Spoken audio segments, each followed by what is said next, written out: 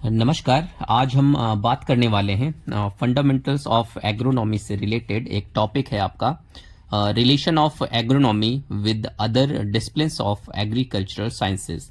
तो इसी को लेकर हम डिस्कस करने वाले हैं। तो सबसे पहली जो आपकी स्लाइड है उसमें आपका आता है कि एग्रोनॉमी का जो रिलेशन है, एग्रोनॉमी का रिलेशन आपका सॉइल साइंस से कैसे है। How to relate agronomy with soil science, मतलब मृदा विज्ञान से एग्रोनॉमी कैसे रिलेट करता है। तो agronomy uses soil science to understand soil fertility, structure, texture and nutrient availability for better crop growth. इसका मतलब है कि जो आपका शस्य विज्ञान है, शस्य विज्ञान मृदा की उर्वरता, संरचना, बनावट और पोषक तत्वों की उपलब्धता को समझने के लिए मृदा विज्ञान का उपयोग करता है। तो जो आपका मृदा विज्ञान है, मृदा विज्ञान आपका जो है, मृदा विज्ञान मृदा की उर्वरता, संरचना, बनावट, पीएच मान, पोषक तत्वों की उपलब्धता और जल धारण क्षमता इत्यादि की जानकारी देता है। तो जो आपका एग्रोनॉमिस्ट होता है, एग्रोनॉमिस्ट इस जानकारी का उपयोग कैसे करता है? वो इस जानकारी का उपयोग करता है विभिन्न मृदा प्रकारों के अनुसार उपयुक्त फसल का चयन करने में करता है, सही मात्रा और सही प्रकार के उर्वरकों का प्रयोग करने में करता है, सिंचाई और जल निकास का सही प्रबंधन करने में भी आपका जो सॉइल साइंस रिलेटेड डेटा है उसका इस्तेमाल एग्रोनॉमिस्ट करता है, और टिकाऊ तरीकों से मृदा की गुणवत्ता और उत्पादकता को कैसे बढ़ाया जाए, इसमें भी एग्रोनॉमिस्ट सॉइल साइंस से रिलेटेड जो भी जानकारी कलेक्ट करता है इसका उपयोग करता है। ठीक है। तो जो आपका जो एक मृदा विज्ञान है, मृदा विज्ञान एग्रोनॉमी को मृदा के भौतिक, रासायनिक और जैविक गुणों को समझकर फसल उत्पादन के बेहतर निर्णय लेने में भी मदद करता है। तो भौतिक, रासायनिक और जो जैविक गुण होते हैं, मतलब आपके जो फिजिकल, केमिकल और जो बायोलॉजिकल कैरेक्टर्स होते हैं, वो भी आपका जो क्रॉप प्रोडक्शन होता है उसमें बहुत ही अहम भूमिका अदा करते हैं। तो ये जो सारे कैरेक्टर्स हैं इनको भी समझने में बहुत ही ज़्यादा हेल्प करते हैं। ठीक है। तो आपका जो एग्रोनॉमी है, एग्रोनॉमी और जो सॉइल साइंस है, ये दोनों को बहुत ही ज़्यादा रिलेट करते हैं। तो आपको इन सब चीज़ों की पढ़ने की ज़रूरत है। नेक्स्ट आपकी है slide number 2, relation of agronomy with genetics and plant breeding. तो जेनेटिक्स और प्लांट ब्रीडिंग जो है आपका एग्रोनॉमी को कैसे रिलेट करते हैं। तो जो आपका एग्रोनॉमी है, agronomy applies improved crop varieties developed by plant breeding to achieve a higher yields and better resistance. इसका मतलब है कि जो आपका शस्य विज्ञान है, शस्य विज्ञान उच्च उत्पादकता और रोग प्रतिरोध के लिए विकसित की गई फसल की उन्नत किस्मों को अपनाता है। तो जो जेनेटिक्स और प्लांट ब्रीडिंग है, जेनेटिक्स के अंतर्गत जो भी आपकी वैरायटीज डेवलप की जाती हैं वो आपकी उच्च उत्पादकता वाली जो वैरायटीज होती हैं, जो रोग प्रतिरोधी क्षमता जिनके अंदर डेवलप की जाती है, ऐसी वैरायटीज होती हैं। तो ये सारी की सारी जो वैरायटीज हैं ये डेवलप की जाती हैं जेनेटिक्स और प्लांट ब्रीडिंग के थ्रू, जिनको कि जो आपका एग्रोनॉमिस्ट होता है, जो आपका सस्य विज्ञान करता होता है, वो इनका उपयोग करता है अपने फील्ड डेमोन्स्ट्रेशन के लिए, फील्ड में इन सब चीज़ों को लगाने के लिए। तो अगर हम बात करें एग्रोनॉमी और आनुवंशिकी, एक पौध प्रजनन एक दूसरे से जुड़ी शाखाएं हैं जो फसल की उत्पादकता और गुणवत्ता बढ़ाने के लिए मिलकर कार्य करते हैं। तो जो अगर हम जेनेटिक्स और प्लांट ब्रीडिंग की बात करें तो ये आपका मेनली क्या करता है, जो आपकी हाई यील्डिंग वैरायटीज़ हैं, ये आपका एक जेनेटिक्स और जो प्लांट ब्रीडिंग का जो साइंटिस्ट है वो ये सारी चीज़ें डेवलप करता है। रोग और कीट प्रतिरोधी किस्में भी ये डेवलप करता है, और जलवायु सहनशील एवं सूखा प्रतिरोधी जिनकी फसलें होती हैं, जो आपकी वैरायटीज़ होती हैं, वो भी ये डेवलप करता है। और विशिष्ट मृदा एवं मौसम के लिए उपयुक्त जो किस्में होती हैं वो भी एक जेनेटिक्स और प्लांट ब्रीडर डेवलप करता है। और जो एग्रोनॉमिस्ट होता है वो इन किस्मों को खेत में परीक्षण के लिए लगाता है, हर किस्म के लिए सर्वोत्तम कृषि प्रबंधन तय करता है, और ये सारी चीज़ें करता है।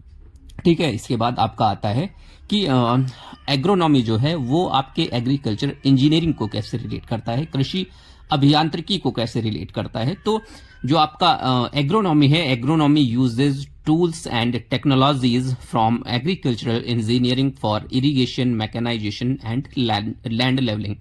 तो जो शस्य विज्ञान है, शस्य विज्ञान क्या करता है, जो सिंचाई है, मशीनीकरण है और भूमि समतलीकरण के लिए कृषि अभियांत्रिकी की तकनीकों का उपयोग करता है। तो अगर हम बात करें कृषि अभियांत्रिकी की, तो जो एग्रोनॉमी है और जो कृषि अभियांत्रिकी है, मतलब एग्रीकल्चर इंजीनियरिंग है, ये दोनों मिलकर खेती को अधिक प्रभावशाली और उत्पादक और टिकाऊ बनाने में दोनों मिलकर बहुत ही ज्यादा मदद करते हैं।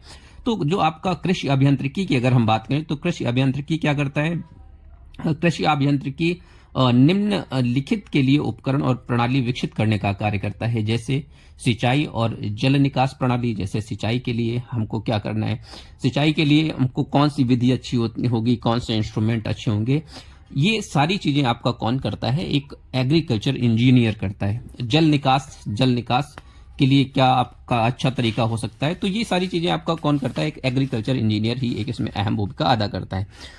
भूमि समतलीकरण, मतलब जो आपकी लैंड लेवलिंग के लिए आपके कौन कौन से इंस्ट्रूमेंट्स इस्तेमाल होते हैं, ये भी एक जो एग्रीकल्चर इंजीनियरिंग है करता है। जैसे इस समय लेजर लेवलर बहुत ही ज्यादा उपयोग हो रहा है, तो ये एक अहम भूमिका अदा करता है। बीज बुआई और खेत की तैयारी, अगर सीड सोइंग करनी है तो सीड सोइंग के लिए जैसे सीड ड्रिल, ये सारी चीजें जो है आपके एक इंजीनियर द्वारा ही डेवलप की गई हैं। मशीनीकरण जैसे ट्रैक्टर, हार्वेस्टर, बीज बोने की मशीनें, ये भी एक इंजीनियर के द्वारा ही की जाती हैं, जिनका इस्तेमाल एक एग्रोनॉमिस्ट करता है।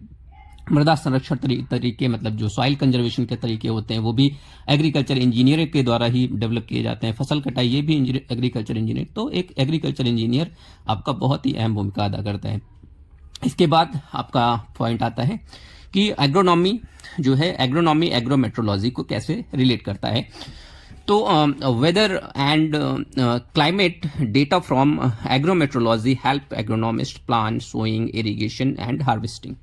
तो जो एक कृषि मौसम विज्ञान से प्राप्त जो मौसम संबंधी जानकारी होती है, जैसे बीज बोने, सिंचाई और कटाई की योजना बनाने में सहायक होता है। तो जो एक एग्रोमेट्रोलॉजी है, ये सारी क्रियाएं, जैसे बीज कब बोना है, सिंचाई कब करनी है, कटाई कब करनी है, तो एक जो एग्रोमेट्रोलॉजिस्ट होता है वो ये चीजें बहुत ही अच्छे तरीके से करता है। तो अगर बात करें कि आपका जो कृषि मौसम जो एग्रोमेट्रोलॉजी है, उसमें हम लोग क्या क्या करते हैं, तो एग्रोमेट्रोलॉजी जो मौसम पूर्वानुमान है, मौसम पूर्वानुमान में क्या आता है, जैसे वर्षा है, आपका तापमान है, आर्द्रता है, और जो इसको हम ह्यूमिडिटी बोलते हैं, ये सारी जो चीजें हैं, ये जो डेटा है, ये एग्रोनॉमिस्ट मतलब जो आपका एग्रोमेट्रोलॉजिस्ट होता है वो एक एग्रोनॉमिस्ट को उपलब्ध कराता है। तो जलवायु संबंधित खतरे जैसे सूखा, बाढ़, तूफान, ये भी सारी जानकारी वो एग्रोनॉमिस्ट को देता है। फसल चक्र की योजना के लिए जलवायु डेटा, फसल चक्र मतलब क्रॉप रोटेशन के लिए जो भी आपका जलवायु का डेटा है, जो भी आपका क्लाइमेटिक डेटा है, वो एग्रोनॉमिस्ट को प्रोवाइड कराता है। सिंचाई और कीटनाशक छिड़काव का समय निर्धारित करने में भी मार्गदर्शन है। जैसे आपको सिंचाई कब करनी है, मान लीजिए बारिश होने वाली है, तो वो एग्रोनॉमिस्ट को बता देगा कि आपका अभी बारिश होने वाली है, तो आप कुछ दिन रुक जाइए, तो उसके बाद आप इरिगेशन करिएगा। तो कीटनाशक छिड़काव भी कब करना है, जैसे कीटनाशक छिड़काव आपने कर दिया और बारिश हो गई, तो वो आपका सारा का सारा धुल जाता है, तो वो ज्यादा उसकी इफेक्टिवनेस है वो खत्म हो जाती है। ठीक है, तो ये सारी चीजें होती हैं। तो एक एग्रोनॉमिस्ट इस जानकारी का उपयोग कैसे करता है, वह विशेष जलवायु के लिए उपयुक्त फसलें और किस्मों का चयन करता है। जब एक मेट्रोलॉजिस्ट चीजें बता देता है कि कब क्या करना है, तो विशेष जलवायु के लिए उपयुक्त फसलों और किस्मों का चयन आसानी से एक एग्रोनॉमिस्ट कर सकता है। ठीक है, तो एक एग्रोमेट्रोलॉजिस्ट एक अहम भूमिका अदा करता है एक एग्रोनॉमिस्ट के लिए। इसके बाद आपका आता है plant pathology. Agronomy plant pathology को कैसे रिलेट करता है, तो इसका एक है agronomy collaborates with plant pathology to identify, prevent and manage crop diseases.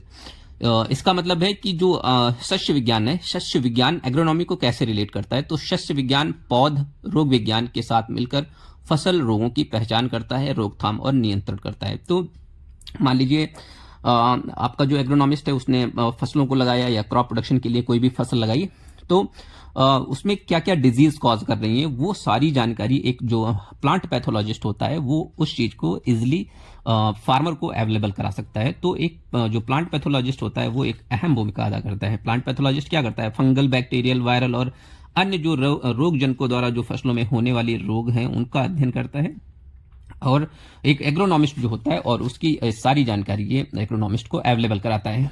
तो सीधी सीधी अगर बात की जाए तो जो पादप रोग विज्ञानी है, जो प्लांट पैथोलॉजिस्ट है, एग्रोनॉमी की सहायता कैसे करता है, फसलों में होने वाले रोगों की पहचान करता है, रोगों के जीवन चक्र और प्रसार को समझने में मदद करता है, रोग प्रतिरोधी फसल किस्मों की सिफारिश करता है, रासायनिक, जैविक और सांस्कृतिक नियंत्रण उपाय सुझाने में भी ये हेल्प करता है, फसल हानि को रोकने और स्वास्थ्य फसल वृद्धि में भी मदद करता है। तो एग्रोनॉमिस्ट ज्ञान का उपयोग करता है कैसे उपयोग करता है, किस्मों और बुआई के समय का चयन करता है जिससे जो आपकी डिजीज है उनका इन्फेस्टेशन कम से कम हो सके। फसल चक्र और खेत प्रबंधन की योजना भी बनाता है। फफूंदी नाशक और अन्य दवाओं का सही उपयोग करने में भी आपका जो एक प्लांट पैथोलॉजिस्ट है वो बहुत ही अच्छी तरीके से हेल्प करता है। खेत की स्वच्छता बनाए रखने और रोगों को कम करने में एक जो प्लांट पैथोलॉजिस्ट होता है वो एग्रोनॉमिस्ट की हेल्प करता है। तो अगर बात की जाए कि जो आपका प्लांट पैथोलॉजिस्ट है वो बहुत ही ज़्यादा हेल्पफुल है आपके एग्रोनॉमिस्ट के लिए। नेक्स्ट पॉइंट आता है आपका कि जो आपका एग्रोनॉमिस्ट है वो एक एंटोमोलॉजिस्ट को मतलब कैसे हेल्प करता है, या एंटोमोलॉजिस्ट एक एग्रोनॉमिस्ट को कैसे हेल्प करता है। तो एंटोमोलॉजी जो है, entomology helps agronomy in controlling harmful insect that damage crops. तो जो आपके कीट विज्ञान है, कीट विज्ञान फसलों को नुकसान पहुंचाने वाले कीटों के नियंत्रण में शस्य विज्ञान की सहायता करता है। तो अगर बात की जाए कि जो एग्रोनॉमिस्ट है, एग्रोनॉमिस्ट फसल लगाता है तो उसके जो आपका क्रॉप का साइकिल होता है उस पीरियड में बहुत सारे आपके जो इंसेक्ट पेस्ट हैं उनका भी इन्फेस्टेशन होता है। तो उन सबको पहचानने और कंट्रोल करने में कहीं ना कहीं जो आपका एक एंटोमोलॉजिस्ट है वो बहुत ही अहम भूमिका अदा करता है। तो वो कैसे भूमिका अदा करता है, जो आपका कीट वैज्ञानिक होता है, जो एंटोमोलॉजिस्ट होता है, वो कीटों का अध्ययन करता है जिसमें हानिकारक कीट आपके जैसे पेस्ट, ये सारे हानिकारक कीट जो हैं, और लाभकारी कीट जैसे परागण करने वाले, पॉलिनेशन वाले, शत्रु कीट इत्यादि शामिल हैं। यह एग्रोनॉमी के लिए बहुत ही महत्वपूर्ण है जो फसलों की टिकाऊ और अधिक उत्पादन खेती का लक्ष्य रखता है। तो जो आपका कीट विज्ञान है एग्रोनॉमी की सहायता कैसे करता है, तो फसलों को नुकसान पहुंचाने वाले कीटों की पहचान करने में आपका एंटोमोलॉजिस्ट हेल्पफुल है। कीटों के जीवन चक्र की जो आपके कीट है उनका जीवन चक्र कैसा है ये बताने में बहुत ही ज्यादा हेल्पफुल है। खेत में कीटों की संख्या पर नजर रखता है आपका एंटोमोलॉजिस्ट। और जो आईपीएम है, इंटीग्रेटेड पेस्ट मैनेजमेंट, वो भी एक एंटोमोलॉजिस्ट अच्छे से कर सकता है। और अगर पॉलिनेशन और प्राकृतिक कीट नियंत्रण के लिए लाभकारी कीटों को कैसे बढ़ाना है, ये सारी चीजें एक एंटोमोलॉजिस्ट अच्छे से आपको बता सकता है। तो एग्रोनॉमी इस ज्ञान का, जो आपका एग्रोनॉमिस्ट होता है, इस ज्ञान को कैसे ग्रहण कर सकता है, समय पर कीट नियंत्रण करता है जिससे आपका फसल का उत्पादन अच्छा होता है, कीट प्रतिरोधी किस्मों का चयन करता है जिससे आपका जो किस्में हैं वो आपके कीट का इन्फेस्टेशन पे ना हो सके। तो एंटोमोलॉजिस्ट बहुत ही इंपॉर्टेंट है आपके क्रॉप प्रोडक्शन के लिए या एक एग्रोनॉमिस्ट के लिए। इसके बाद आपका पॉइंट आता है कि एक जो एग्रोनॉमिस्ट है वो एग्रीकल्चरल इकोनॉमिक्स को कैसे हेल्प कर सकता है, कृषि अर्थशास्त्र को कैसे हेल्प कर सकता है। तो इसकी अगर बात की जाए तो जो आपका एग्रोनॉमी है, agronomy uses economic principles to make farming more profitable and resource efficient. इसका मतलब है कि जो आपका सस्य विज्ञान है, सस्य विज्ञान कृषि को अधिक लाभकारी और संसाधन दक्ष बनाने के लिए कृषि अर्थशास्त्र के सिद्धांतों का पालन करता है।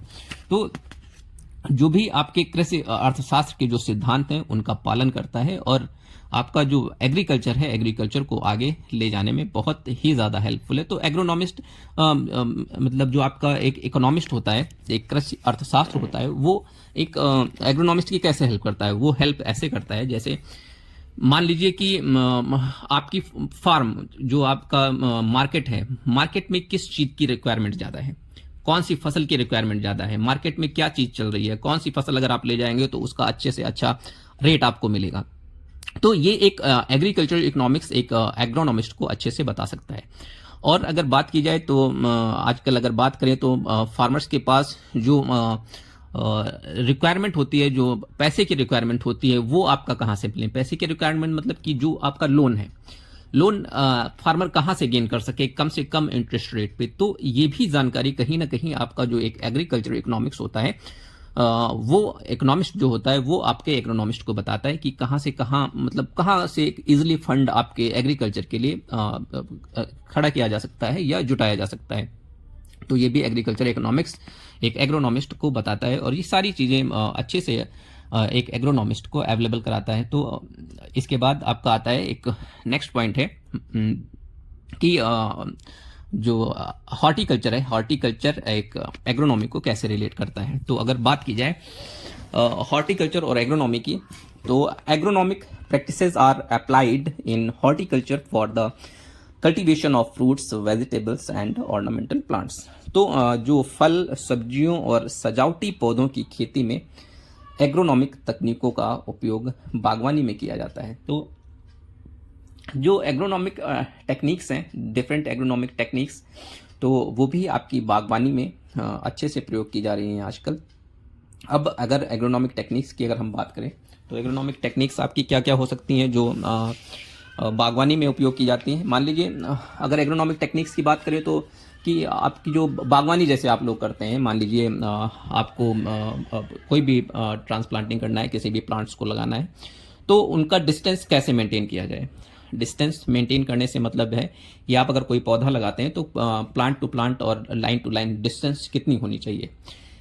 तो ये भी हेल्पफुल है कहीं ना कहीं बागवानी में। मान लीजिए आपका मैंगो के प्लांट्स हैं, नॉर्मल जो आपकी वैरायटीज आती हैं, मान लीजिए दशहरी है, चौसा है, तो इन सब प्लांटों का डिस्टेंस कितना होना चाहिए, क्योंकि आप सभी लोग जानते हैं कि इनके लिए अच्छा खासा डिस्टेंस आपका होना चाहिए। लगभग 10 मीटर के आसपास जो डिस्टेंस होता है वो इनकी ग्रोथ और डेवलपमेंट के लिए बहुत ही अच्छा होता है। अगर इनको आप कम डिस्टेंस पे लगा देंगे तो कहीं ना कहीं इनको जो आपका सोलर रेडिएशन है, वाटर है, ये सब चीज़ें अच्छे से अवेलेबल, लाइट है, ये सब चीज़ें प्लांट को अच्छे से अवेलेबल नहीं हो पाएंगी। तो जो आपकी फोटोसिंथेटिक एक्टिविटी होती है, जो आपका प्रकाश संश्लेषण होता है, वो कहीं ना कहीं बाधित होता है। और जो आपका फोटोसिंथेट का निर्माण होता है, जो सोर्स टू सिंक का जो कन्वर्जन है, सोर्स मतलब जो आपकी लीव्स हैं, लीव्स में फोटोसिंथेसिस होती है, उसके बाद फोटोसिंथेसिस की जो फोटोसिंथेट बनता है, तो वो प्लांट में उसका ट्रांसपोर्टेशन अच्छे से नहीं हो पाता, तो ये बहुत ज़्यादा इफेक्ट करता है।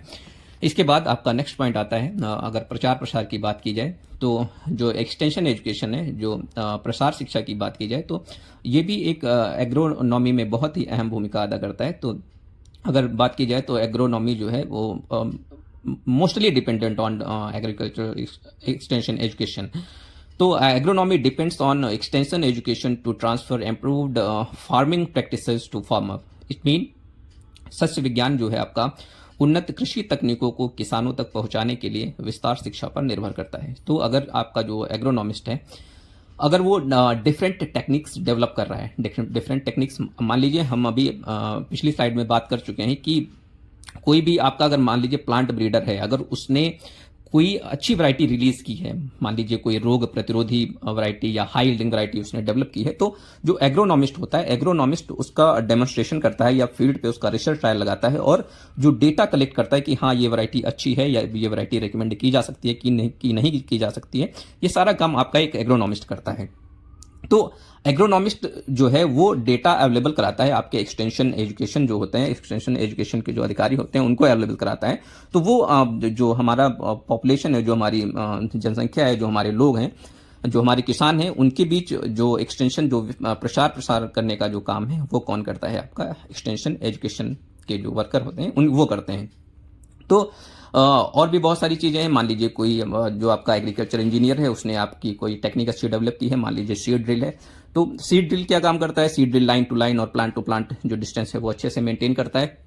तो इसको किसानों तक पहुंचाना कि ये कैसे लाभप्रद है, तो ये सारी चीज़ें आपका कौन करता है, जो आपका एक एक्सटेंशन एजुकेशन का जो साइंटिस्ट होता है, एक्सटेंशन एजुकेशन के जो अधिकारी होते हैं, डेमोन्स्ट्रेशन करके ये सारी चीज़ें फार्मर्स तक पहुंचाने का काम करते हैं।